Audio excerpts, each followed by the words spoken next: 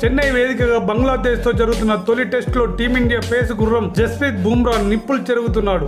తన పేస్ బౌలింగ్తో బంగ్లా బెండు తీస్తున్నాడు. అతన్ని ఎలా ఎదుర్కోవాలో తెలియక బంగ్లా బ్యాటర్లు తలలు పట్టుకున్నారు.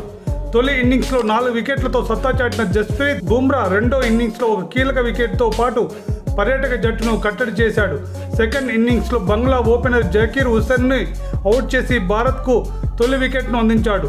రెండో ఇన్నింగ్స్లో ఇప్పటివరకు కేవలం 7 ఓవర్లు మాత్రమే బౌలింగ్ చేసిన బుమ్రా 18 పరుగులు ఇచ్చి ఒక వికెట్ సాధించాడు. ఇక ఈ మ్యాచ్లో జకీర్ హుసేన్ను అవుట్ చేసిన బుమ్రా ఓ అరుదైన రికార్డును తన ఖాతాలో వేసుకున్నాడు. 2024 ఏడాదిలో అంతర్జాతీయ క్రికెట్ 3 ఫార్మాట్లలో అత్యధిక వికెట్లు పడగొట్టిన బౌలర్గా బుమ్రా రికార్డులకు ఎక్కాడు. బుమ్రా ఈ ఏడాది ఇప్పటివరకు కేవలం 14 మ్యాచ్లు మాత్రమే ఆడినా బుమ్రా 47 వికెట్లు పడగొట్టి ఈ ఘనతను తన పేరిట లిఖించుకున్నాడు. ఇంతకుముందు ఈ record Hong Kong pacer Ehsan Khan పేరిట ఉండేది. ఎహ్సాన్ 27 మ్యాచ్ల్లో 46 వికెట్లు పడగొట్టాడు.